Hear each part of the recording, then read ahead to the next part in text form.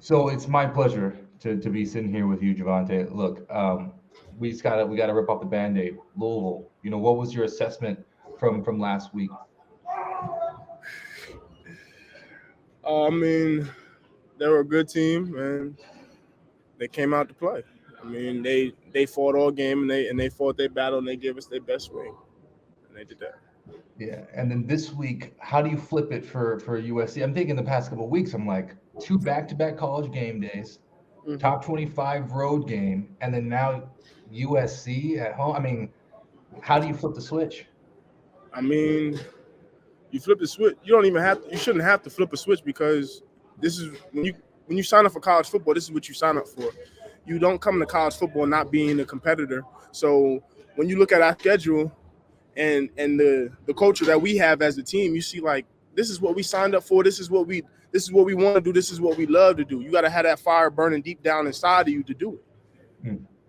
Let's talk more about that culture of the D line. It's such an interesting group. There are a lot of big personalities historically that come to the D line, but there's been like this really deep culture there, and obviously the depth too. Everyone just kind of plug and play, and it's just recharged. How would you describe this D line culture now? Since you're coming in and seeing it with fresh eyes as a transfer.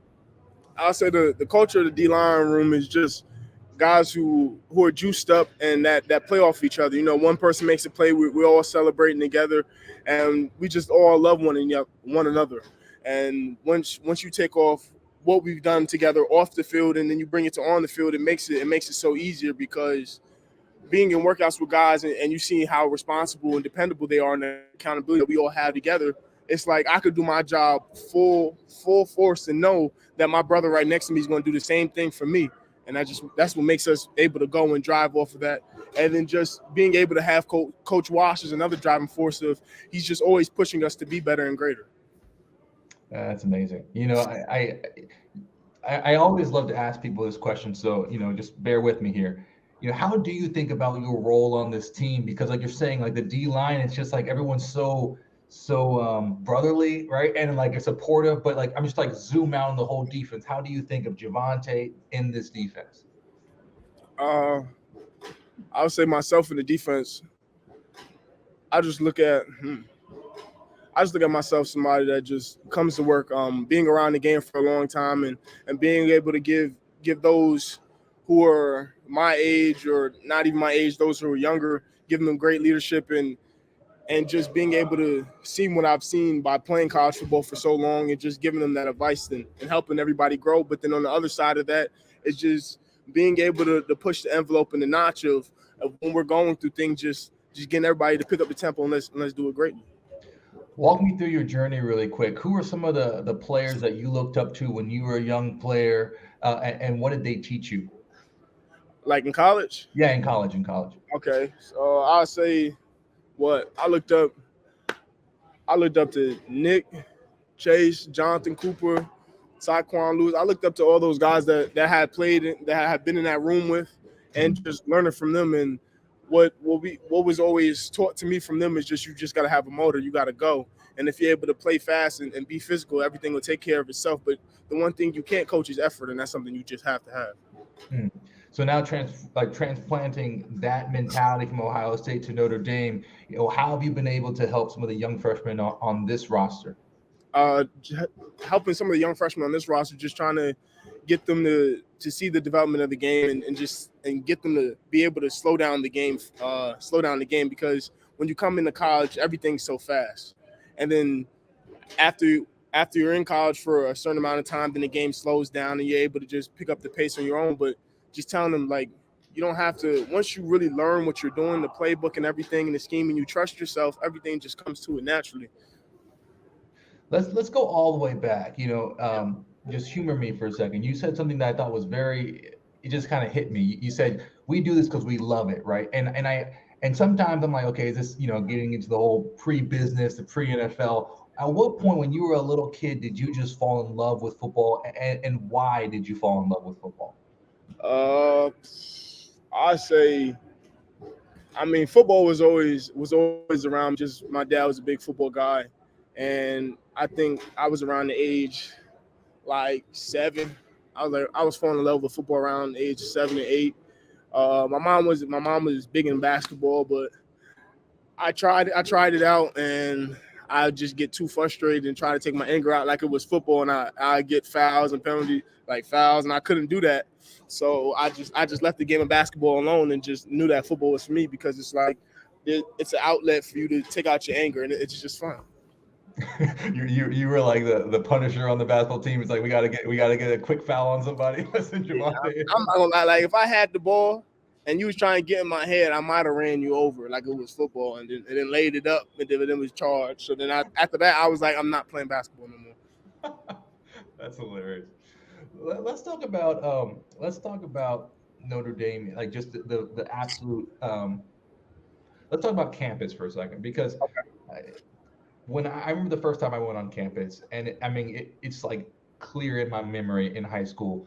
Do you remember the first time you stepped foot on Notre Dame's campus? Yeah. What was that like for you? Can you just describe it for us? I'd say, like, the first time I stepped on campus, it was definitely a change of scenery for me. It was just like something that's very like nostalgic, and that when you look at it, like, you kind of amazed by it. Like, I remember the first time, like, I was driving through, and I got to see the grotto, and I just got to see the view of kind of like the water, and just to see everything, and just able to just like, man, like this is a nice view and everything. So then that definitely had that was like a little wow moment. Are you like a college football nut, like a history nerd, where you're looking back at old games and like looking at the USC rivalry with Notre Dame and USC Michigan, like all the classic stuff, or how does that work for you? Nah. Nah. Okay, what is some of your favorite classes that you're taking? Because you're transfer, you already graduated from Ohio State. What are some of your favorite classes that you're taking at Notre Dame? Right now I'm in I would say, shoot, my favorite class that is one I'm in right now. It's business, but it's poverty entrepreneurship, and seeing how those from poverty can capitalize on entrepreneurship and trying to start their own business, and what steps does it take to get to that. Oh, what are you an entrepreneur yourself? Are you interested in that field? I would say I'm definitely interested in being an entrepreneur and starting my own business. So let's just zoom forward. I'm talking like way, way, way in the future after football's done, hopefully a very long career. What would you like to do? I mean, by then, I'd say just like one thing for me is I just want to be able to affect like generationally and create that type of wealth. So I'd say just there's certain businesses that you can start open, just like I say, like car services and stuff like that. I just want to open like a lot of just like multitudes just to get it going. But I would say a passion of mine, really, like I have a strong passion for gaming. So then I would say I want to start my own little gaming entity, and then just create my own little team for those and build like gaming arenas in those neighborhoods that didn't have them, so that little kids could have something else to do. Who are your favorite streamers for gaming? My favorite streamers? Yeah. I ain't gonna lie. One might be my boy Jared FPS. I say after Jared, I used to watch Nick Merckx a lot, and Tim the Tap Man, and this is a guy named Gaku. I watch them boys a lot. Just when I get a little free up of time, and I just hop on the game. I haven't really streamed in a while, just because I just been trying to be busy on the season. Yeah, but so you're kind of in the thick of it. Kind of in the thick of it. Yeah, I haven't picked up the game since like fall camp. Once I got into fall camp, I said, gotta go. Hey, I want to ask you. I saw something that you were in the riddles, and I just wanted to just clear it up for me. What is some of some of the best riddles, or maybe let's just pick one, the best riddle you've ever heard or come across? Don't want to put you on the spot, but I mean, You want me to give it to you? Well, yeah, I mean, I'm not going to be able to answer. I'm not very good at riddles. I'm just curious. Yeah, what's a riddle, and what's the answer? The best one that you've ever heard. All right. I said, you want the answer too? I can't get the answer. Wait. I mean, yeah, I want the answer too. What's the riddle? What's the riddle? All right. This is something that's good because it's a little tricky, get you to think a little bit. All right. What's greater than God, more evil than the devil, the poor have it, the rich need it. Ooh, yeah, look, I, I mean, I'm like an F student at riddles. This one, I'm not even gonna try. I'm gonna try. Who told you this riddle? Where did it come from? I mean, You just I come up with that yourself? no, no, I ain't come up with it myself. Like I just be on like social media, scrolling, watching people. I see all the riddles that they do, and I be getting good laughs at it. So then that's where I be finding them at. And then Huh. my uncle, he used to get good riddles too. So Do you want to give us the answer before we move on? What is the answer? I mean, it's nothing. Nothing's greater than God, and nothing's more evil than the devil. Wow, yeah. No way I would have got that one. Okay, so let's talk about your coaches. Yep. It's so interesting to me. Obviously you were with Al Washington at Ohio State, and now here. What have you learned from both Coach Washington over the years and then Coach Golden this year? Mm, I say one thing that I've definitely picked up from Coach Wash over the years is like when he was with the linebackers and I was with the D line, and just being around him in my earlier stages of my college career was just the effort and physicality that you gotta have, and you gotta have that emotion and drive to play the game, and that's something that he's always pushed his players to do. And then I would say when it comes to being here and being with Coach Golden is like if you really sit back and see him for who he is, especially like when you're in the meetings with him, he's a technician. Like he wants he wants everything done kind of like it like everyone knows in life nothing's going to happen perfectly.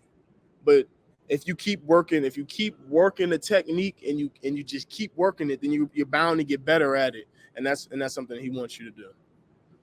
I mean, I when I think about like great defensive players, defensive linemen, I just think hands. I just think hands. What are some of the elements that you think of? Hey, that makes that defensive lineman elite.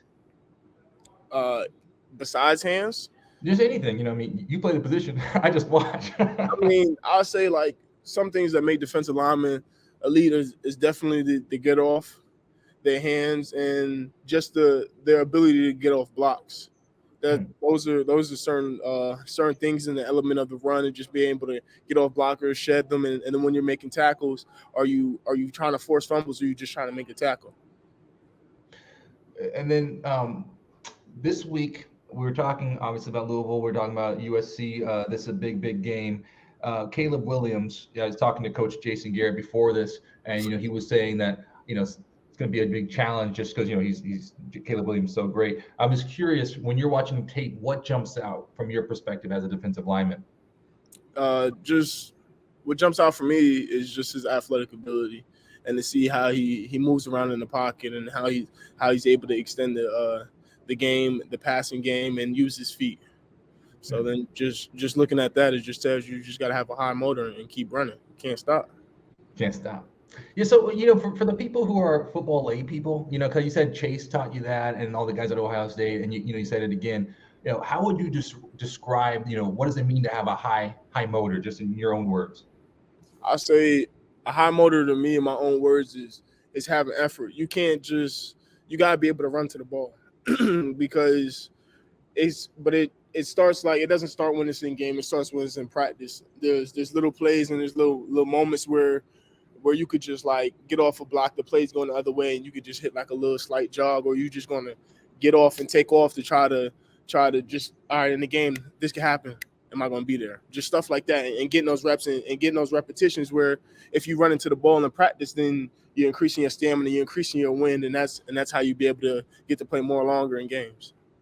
Javontae, it's a pleasure talking with you, and I wish you the best in your gaming career, your football career, and then your entrepreneurial career afterwards. Thank you.